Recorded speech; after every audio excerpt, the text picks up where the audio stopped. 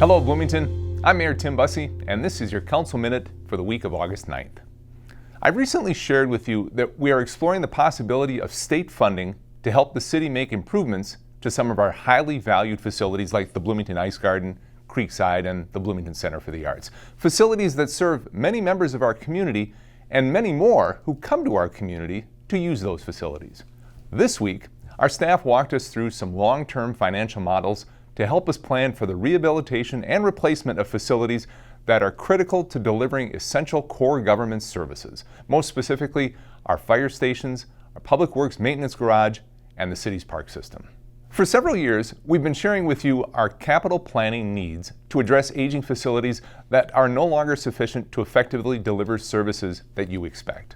We have 4 fire stations that are in need of replacement. We also have a maintenance facility for our public works vehicles that also needs replacing. These are expensive projects, and so it's really important for us to have a thoughtful and responsible plan for funding those projects. The city's Chief Financial Officer, Lori Economy Scholler, walked the City Council members through a model that would have facility replacements beginning in 2023 and continuing through the next decade. Spacing these projects will allow us to manage the costs to you, the taxpayers, in a way that smooths the costs over a number of years. To do this effectively, the model would commit a certain amount of our annual tax levy toward capital replacements. Doing this provides predictability and stability in our budget planning process. Now, managing city finances and budgets is one of the hallmarks of Bloomington. It's one of the primary reasons that Bloomington is one of just 40 cities in the entire United States with a AAA bond rating. That's the highest bond rating from all 3 major rating agencies, and in fact, we just received a bond rating update and issued debt of $2 million for park improvement projects at Dred Scott and Herbeck Fields. Because of our top-notch bond rating, our bonds were purchased with a premium for less than 0.9% interest rate. That's the second time in a year we've sold debt for less than 1%, and it's because of our strong financial management. So, as we look to the future, we are continuing to develop financial plans that will allow us to make the necessary reinvestments in those facilities that help deliver excellent public safety and public works services to you. This week, our staff provided the results of the City of Bloomington's annual resident survey. For the past 10 years, we have asked residents to give us feedback on how we're doing in delivering city services and ensuring a high quality of life, how folks feel about the place where they live, and all those things that people value in a community. Let's start with our city staff, who every day show up to make sure that Bloomington residents, businesses, and visitors receive the customer service experience that you expect. For the second year in a row, residents gave our city staff their highest rating ever. 88% of residents said the overall customer service by Bloomington employees was excellent or good.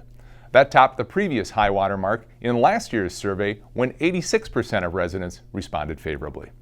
I want to thank our staff for their commitment, their compassion, and their competence, and I want to thank you, the residents, for recognizing those efforts. That great customer service from our staff might be one of the reasons residents continue to feel so strongly about this place where they choose to live. When asked about Bloomington as a place to live, 91% said it was excellent or good. The results have never been below 90% on that question in the 10 years that we've been doing this survey. Asked about the overall quality of life, 90% responded excellent or good. Does that mean our residents would recommend living in Bloomington to someone who asks? Well, you bet it does. According to 90% of respondents, they believe that. And 86% believe it's a great place to raise kids. The survey doesn't necessarily tell us why people feel this way about Bloomington, but we can make some inferences. For example, 72% of respondents believe we treat all residents fairly. That's an increase of 6% from last year. And 74% of respondents believe we treat residents with respect. One area that I was especially encouraged by is how welcoming residents believe Bloomington is, with 79% rating it positively. That's a 4% increase from last year when we asked this question for the first time. An equal number of residents, 79%, said that Bloomington was doing well at attracting people from diverse backgrounds. That's an 8% increase. And 75% of residents believe our community values and respects residents from diverse backgrounds, a 3% increase from last year. Residents also reported higher confidence in the community's openness and acceptance toward people of diverse backgrounds. The 68% of residents who responded positively is an increase of 7% over 2020. I think the people of Bloomington are seeing the efforts we've made over the past several years to advance equity and inclusion, one of the City Council's strategic pillars, and residents appreciate those efforts that we've made. Now, there are opportunities for improvement in the survey results. Despite the high marks for customer service, we hit a 10-year low at 80% on the quality of services provided by the city. It may be that the choices we made to scale things back as a result of COVID have affected people's perceptions of our service level. We can and will strive to return that number to the high 80s next year. There is a lot more information in the survey, ranging from public safety to the local economy to parks and recreation. You can check it all out on the city's website. Thank you for another strong performance review. I think it deserves a toast. A toast with the finest beverage around, according to residents, Bloomington drinking water. An all-time high of 93% of residents said Bloomington's water is excellent or good.